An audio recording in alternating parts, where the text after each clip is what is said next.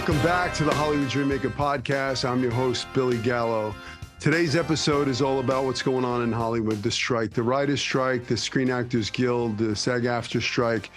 You know, right now, Hollywood's kind of at a standstill. You know, the writers are striking, the actors are striking with the producers because we need a fair contract. Today, I spent most of my day walking up and down Melrose in front of Paramount, you know, with my sign and supporting the Writers Guild. I mean, they've been out there for 75 days, you know, fighting for their cause, and the actors have joined them. You know, we've been out there for, I think, 4 days now, and it's going to be a tough fight. You know, but we're fighting for you, you know, the listener out there. If you are a AFTRA SAG member, then, you know, this fight is for you. You need to get out there and you need to sign up, bring your SAG card and get a sign and get a T-shirt. And, well, you know, there's picket lines all over the place. If you're a non-union actor, well, you know, the Screen Actors Guild is where you want to be, you know, and that's, you know, in order to make the dream a reality, you want to become a professional actor, you have to become a member of the Screen Actors Guild. And now I've been blessed. You know, I came out to Hollywood at 18 with $200 in my pocket, a one-way ticket, didn't know a soul out here. And I was very blessed and fortunate to, you know, find an agent. And on my very first audition, I got Taft-Hartley. Taft-Hartley means they cast a non-union actor, but they have to pay a penalty to the Screen Actors Guild, and you become SAG eligible. I got my SAG card in 1985, so I have almost 4 decades in this business with a union that I love. I mean, the Screen Actors Guild has been there to protect me.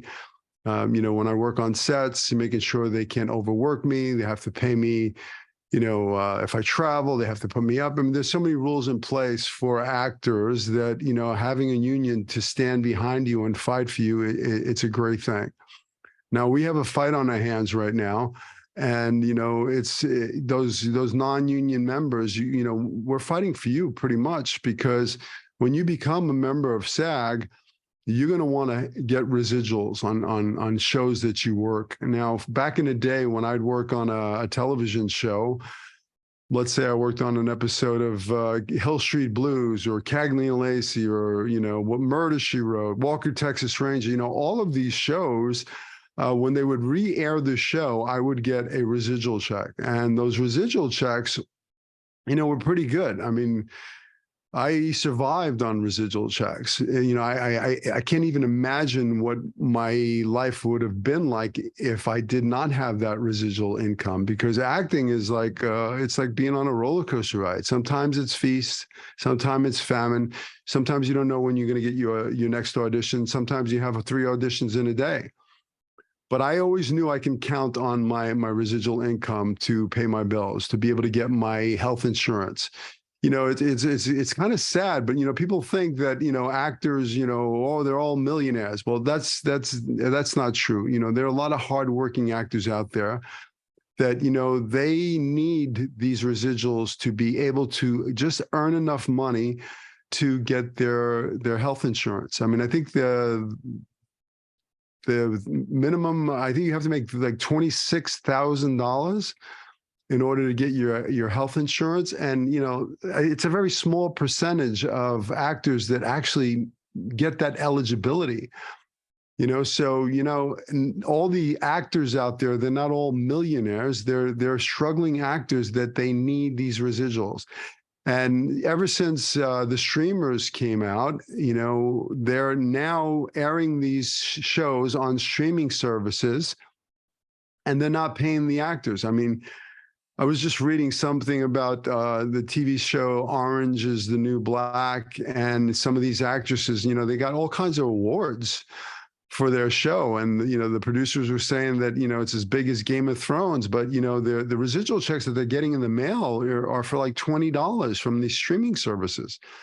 You know, back in the day, they could keep track of, you know, who's, you know, renting the movie, or who's watching it, or where it's being, you know, seen. But, you know, all of the money that's being generated by these streaming services it's not being given to the actors. The actors are getting a very small, like peanuts, pennies compared to, the billions of dollars that the producers are making on these projects. So, for you, if you're a non-union actor, you want to support the Screen Actors Guild. You want to support the strike because, this is where you're going to be, and they're fighting for you, and they're fighting for, there's so many things on the table. I mean, there's AI, there's a producer that's saying they want to be able to scan an actor and digitize, use his name, his voice, and his likeness, and they want to pay you a half day's salary or whatever it is, $300 and something, after your taxes and after an agent gets a commission and a manager gets a commission. You're going to see a couple $100. But they want to be able to take that likeness and use it over and over and over again, and have you as a background in as many projects as they want without even asking you and not paying you another dollar. I mean, that is so unfair. There are so many actors that make a living doing background work. They go from show to TV show to movie, and, they earn their couple $100 here and a couple $100 there. But, that's how they survive. Now these producers, they want to be able to pay you $200, and then, they can do whatever you want, in perpetuity for the rest of your life. They can use your image and your voice. So that's just not fair. Back in the day, I did a film called Pretty Woman, and Pretty Woman, this is 1990, Pretty Woman became the #1 movie of the year, #1 video cassette rental, #1 everything at the time. And, luckily for me, I had a contract in place through the Screen Actors Guild, and I get a piece of the pie. So we're talking, 33 years now that I've been getting residual income from Pretty Woman. I can count on that Pretty Woman check to come in the mail every 3-4 months. I get a check from Pretty Woman. And, to this day, there's still really good checks. And, if I do the math, I've made a lot of money on Pretty Woman, on residual income. Now, I cannot imagine what my life would have been like without that money, because that Pretty Woman money was there for me when times were lean and I didn't know how I was going to pay the rent, but I could count on that Pretty Woman money. So you got to fight. We got to fight. That's why I'm walking the picket line. That's why I believe in the SAG-AFTRA strike. Without the writers and without the actors, there's nothing. I mean, these producers have nothing. They're not going to be able to create these amazing shows and have these actors put their heart and soul into these characters. Okay, if they're going to do AI, AI it's amazing the technology, what they're going to be able to do, but, you can't take an actor's soul. That's what we bring to it. Even the writers, I mean, there's AI, you can go into Chat GPT and have it write you a script. Yeah, but it's not going to have a soul. And that's what we bring to it. We bring our heart and our soul and our passion into these projects. And the producers need to remember that. So what can you do? Right now, listen, it's just the theatrical part of it that we're fighting. So there is work for you actors out there. You can still do commercial work. You should go to SAG-AFTRA Strike.org.